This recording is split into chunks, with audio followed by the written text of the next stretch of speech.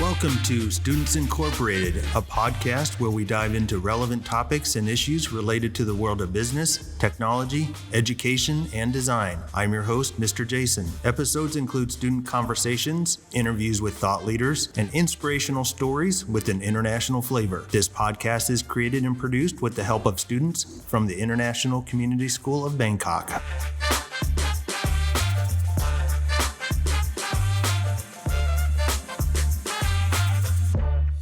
In today's episode, we'll be having a discussion about cryptocurrency.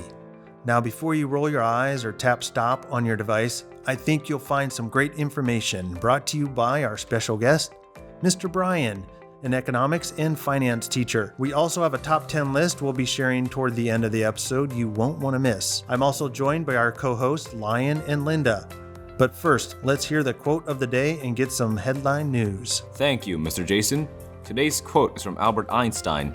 He said, "It has become appallingly obvious that our technology has exceeded our humanity." A very thought-provoking quote as we talk about a topic that has captured the minds and even some hearts of the people who built our traditional financial systems, but also everyday people, young and old. But before we attempt to deconstruct crypto, let's hear some headline news for this week.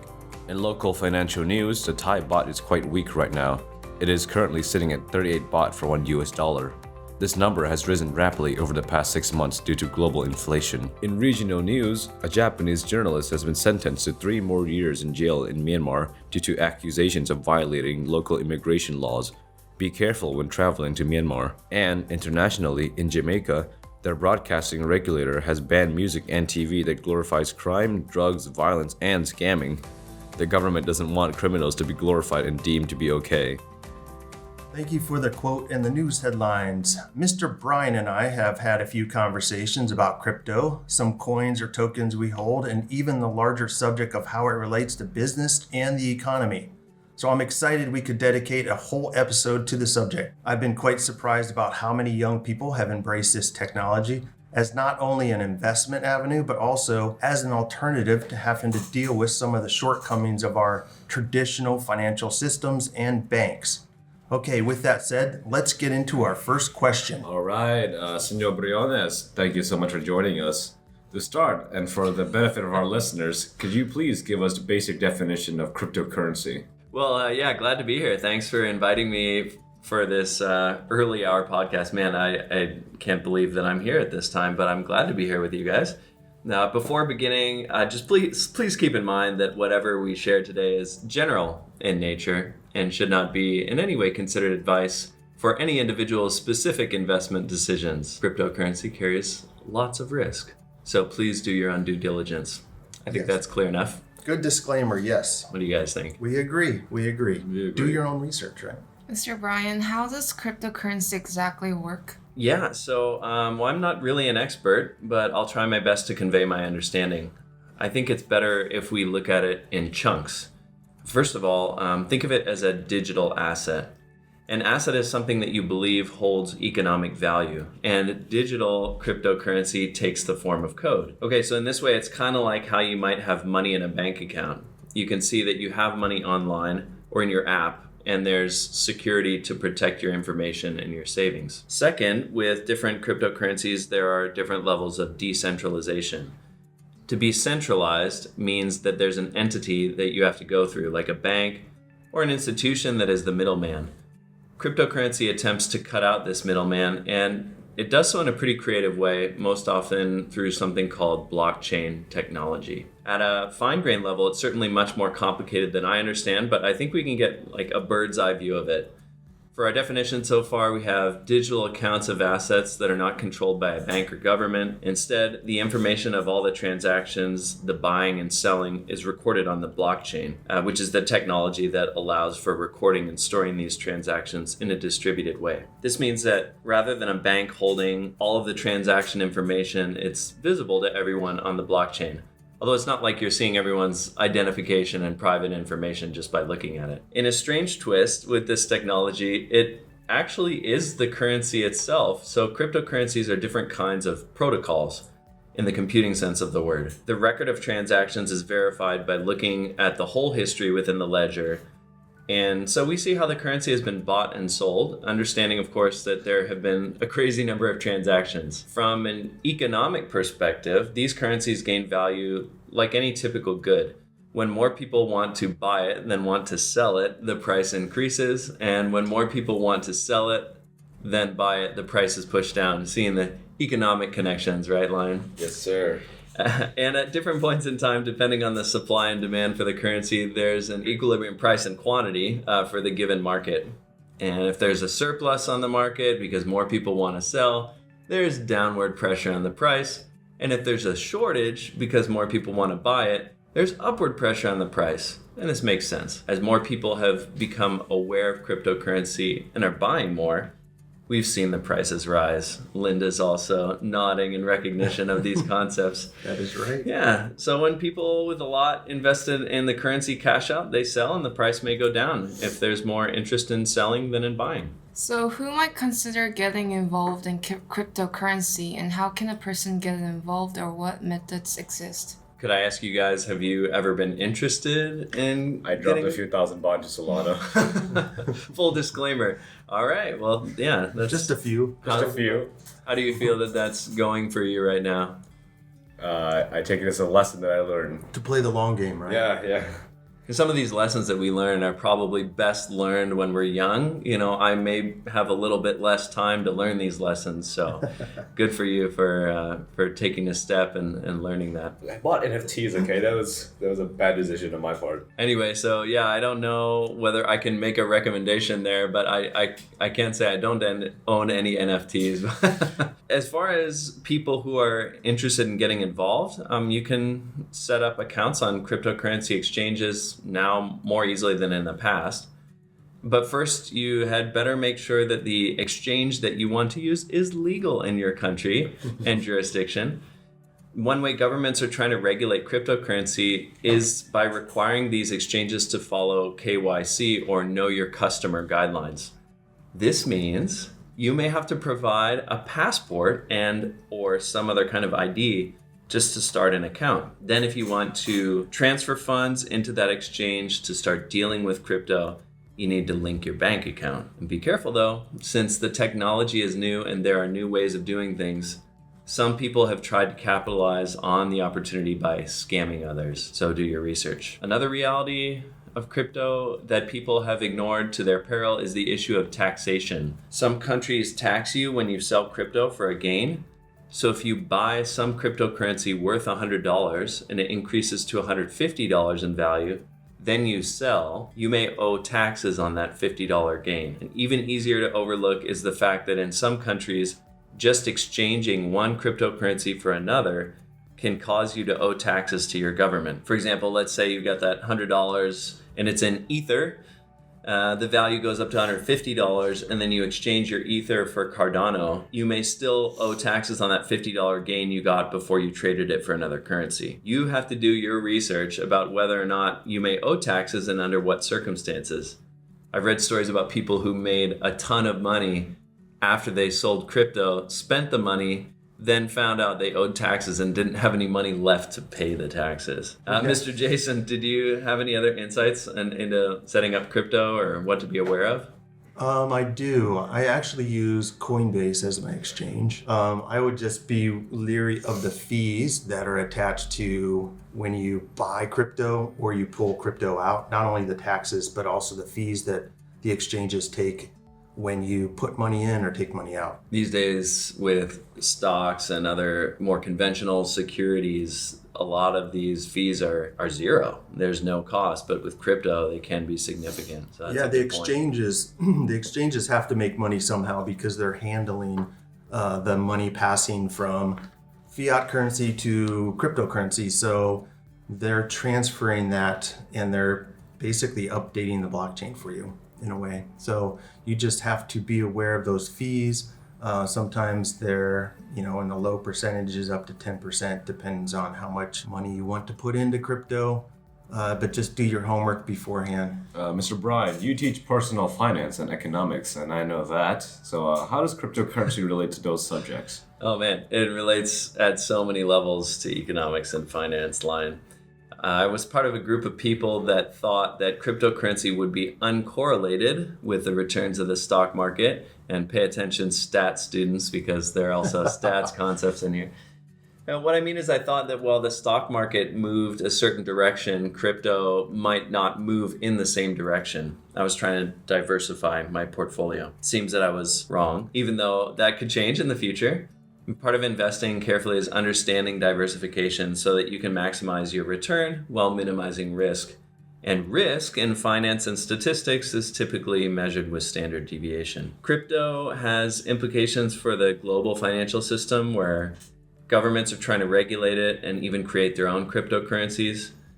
A couple of countries have even adopted Bitcoin in cases where they think the cryptocurrency can solve financial and economic problems that have troubled them. Maybe we'll get a shout out to that later. We'll look at one of those, yeah. Yeah. Some of these problems include how easily people send money across borders back to family and loved ones in their home countries. These are called remittances. Other problems include how countries deal with inflation or exchange rates between their currency and the US dollar, for example, such that they want an option that mitigates the risks associated with currencies that don't hold their value. So I'm sure my answers to some of your other questions will reflect how integrated the concepts of cryptocurrency are with these fields. My next question is, what is the difference between cryptocurrency and traditional currency or fiat currency? The proponents of cryptocurrency, if I may paint in broad brushstrokes, are big on decrying the faults of fiat currency. And it's true to a large extent what they're saying. Inflation is a real issue, especially right now. And I think we may see a lot more of it in the coming years. I talk about this a lot in our personal finance and investing course, as well as in AP macroeconomics. But there was a period in the 1970s when inflation skyrocketed in the US. Like, we won't even go into the hyperinflation in places like Venezuela, Sudan, or Zimbabwe, to name a few countries where it's been particularly bad. So at the time, Paul Volcker, the chair of the Fed is the central bank of the United States, imposed interest rates that got as high as about 20% in order to curb inflation. And of course, this impacted employment for a time. That's what was necessary, perhaps, to stop the inflation and lead to what economists call the Great Moderation in the 1980s. A similar action could be required these days with our unsustainable levels of inflation. Cryptocurrency advocates sometimes argue that fiat currency, business cycles, and all kinds of macroeconomic woes can be avoided or at least mitigated with cryptocurrency. So the somewhat inflationary tendencies of fiat money are, at least at some level, I think, encourage people to invest as long as the inflation generally lies within a controllable range, like 2 to 3%. People believe that currency like the dollar is going to lose purchasing power if it sits idle, like in a bank account. Then they may want to put in assets they believe will grow in value. The consequent flow of cash through the economy spurs it on like its lifeblood.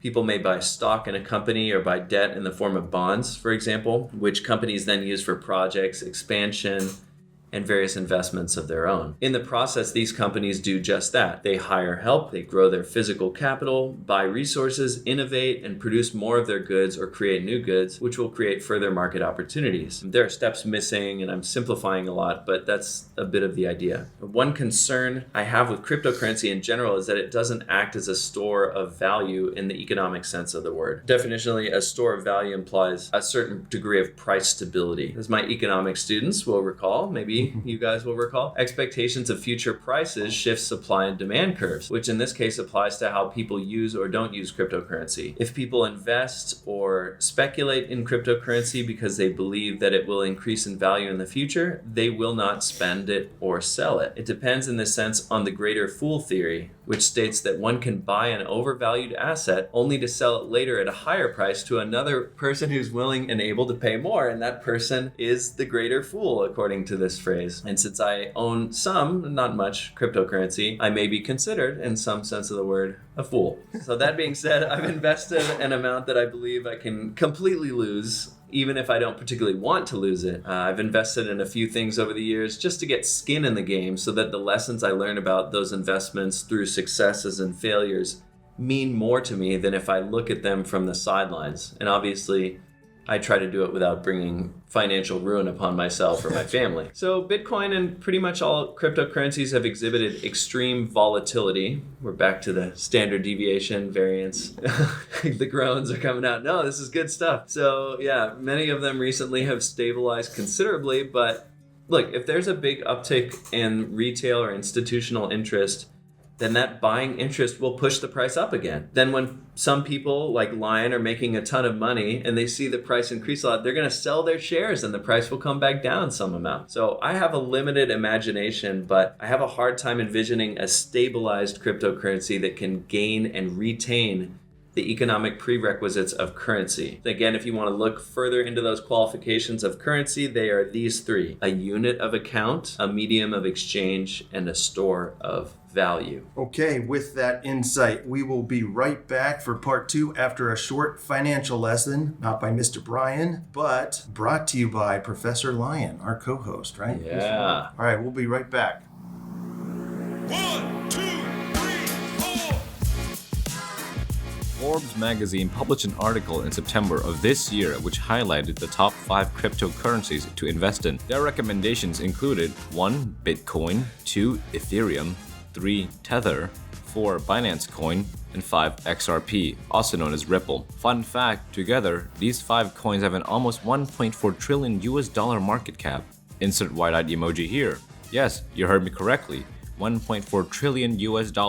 What is market cap, you may ask? Market cap is short for market capitalization. This is the total value of all the coins that have been mined. Market cap is calculated by multiplying the number of coins in circulation by the current market price of a single coin. Thank you, Lion, for that lesson about crypto and market cap.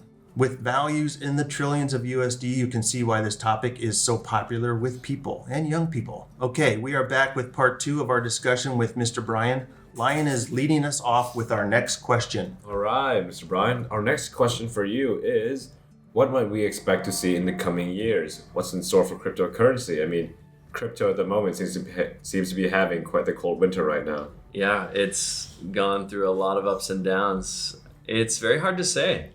What's easy for a lot of people, it seems to me, is to take a strong position. Like so many aspects of life, I find it more comfortable to treat an issue as black and white, but reality is often much more complex than that. Those who are invested in any kind of cryptocurrency have a vested interest, a variation, as I see it, of the word invested, in promoting it for reasons based on supply and demand.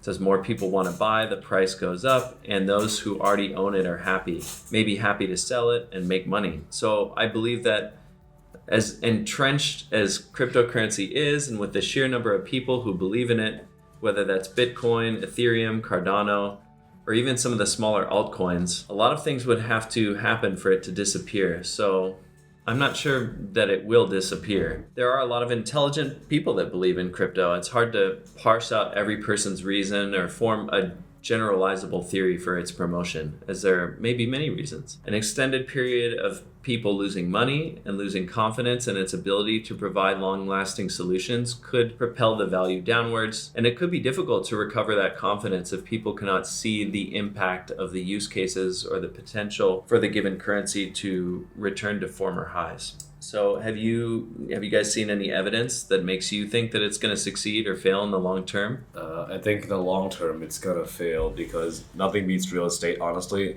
Like, any guy could make a new coin or cryptocurrency at this moment, as far as I know. But you can't just make more land. There's always a limited number of land, right? But if new coins and crypto just keeps coming in, there's gonna be too much supply, not enough demand. But with real estate, there's a limited supply, and the demand will always be higher and higher and higher because there's gonna be more people in the world. I think you're hinting at scarcity, Line. Good job. Nice. Very good. Linda, you've got our next question. Yes. Are there any apparent risks or threats related to crypto? Most other investments are invested in what's called the underlying, implying that there's something quote unquote underneath the investment or behind the investment. When you buy stock, you have ownership in the company and you can receive dividends. When you have bonds, you typically receive coupon payments and repayment of the principal amount you invested. With cryptocurrency, there's a claim that many of them have use cases, but you really have to be in the crypto scene to know how they're being applied. So opponents of crypto say that there is no underlying asset and that crypto has no value whatsoever apart from the market-determined price. And another threat, besides the skepticism of its inherent value, is that a lot of things would have to happen for any cryptocurrency, even Bitcoin, to be able to be at the level of the major global currencies. Cryptocurrencies generally face significant barriers such as unknown long-term macroeconomic impacts and ripple effects on the financial system, government regulations, environmental concerns, and scams that target users who aren't as versed in the security aspects. Governments won't sit idly by if people attempt to abuse the pseudonymity, which sometimes people think is anonymity, of cryptocurrency for tax evasion, or even if the governments can't find a way to regulate the usage in a sustainable way for their purposes. People need to have confidence that they can store their money in a currency, including trusting its relative stability, that they can use it as a medium of exchange, and that the currency is a unit of account where goods are identified by prices in and throughout the broader economy. You guys may have heard Warren Buffett advocate that investors stick to what they know and understand. In the name cryptocurrency itself, we see this relationship to the word cryptic. So the crypto prefix we mentioned kind of is referred to cryptography and how code is integral to this topic. But that begs the question about whether we actually understand what it is and what it's being used for. I mean, we don't need to understand all of the mechanisms of credit cards, let's say, how credit cards function before we can use credit cards, but it's really helpful to be aware of credit card concepts like how to build a good credit score, how to avoid paying interest on credit cards, how credit cards charge interest, credit limits, and things like that. In a similar vein, if you want to speculate in cryptocurrency, I really recommend digging into it for a while and listening to perspectives from both sides of the debate before you get involved. Keep in mind that it is possible to lose all your money and even more than what you have invested. And pay taxes. And pay taxes after you lost all that if you don't understand how you're investing or speculating. Thank you for that, Mr. Bryan. What are some differences between common crypto categories, such as regular coins, altcoins, tokens, NFTs, and others? Thanks for the question. I think that may be beyond the scope of this podcast. There are things like stable coins, DeFi tokens, and NFTs, and each of these comes with its own set of concepts and rabbit trails. Maybe we can leave it to the listeners to enjoy what's here and have a look for themselves at other aspects that they want to look at. Also, I'm just a beginner, so I really don't know a lot. You can consider this a basic intro to some of the ideas that arise from these new financial, cryptographic, and economic developments. Breaking from our question format, Mr. Jason has written a top 10 list that we'd like for you to read for our audience. Could you introduce the list topic and then read it David Letterman style? Okay, let me jump in here really quick for a moment and just say I wrote this list in more of a tongue-in-cheek way. So with that in mind, please proceed, Mr. Bryan. So it's interesting because we don't necessarily promote cryptocurrency, but we're nonetheless going to present you with the top 10 reasons to get involved with cryptocurrency.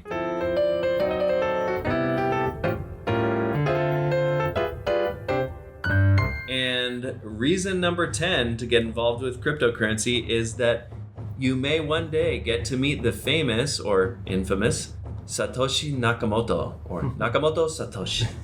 Number 9 is that day trading has become cool again. Reason number 8 to get involved with cryptocurrency is you too can own fun NFTs just like some popular celebrities do, like Justin Bieber, Snoop Dogg, and the great footballer Lionel Messi. Look at that, Snoop Dogg. Wait, Bieber is still relevant? The 7th reason to get involved with cryptocurrency is you get to trade currencies that have science fiction movie title sounding names like Solana, Cosmos, Cardano, Polygon Matic, and Algorand. Reason number 6 to get involved with cryptocurrency, it's the only way to purchase property in the metaverse. I didn't know that one. Where's the metaverse? Where can it go? I don't know, but Lion, I hear they have real estate there. They do.